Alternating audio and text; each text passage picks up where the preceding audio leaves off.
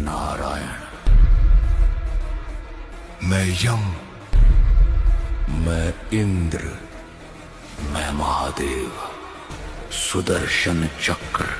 ये खड्ग, वज्र, अपना त्रिशूल अधर्म के संहार के लिए मां के हाथ में समर्पित करता हूँ।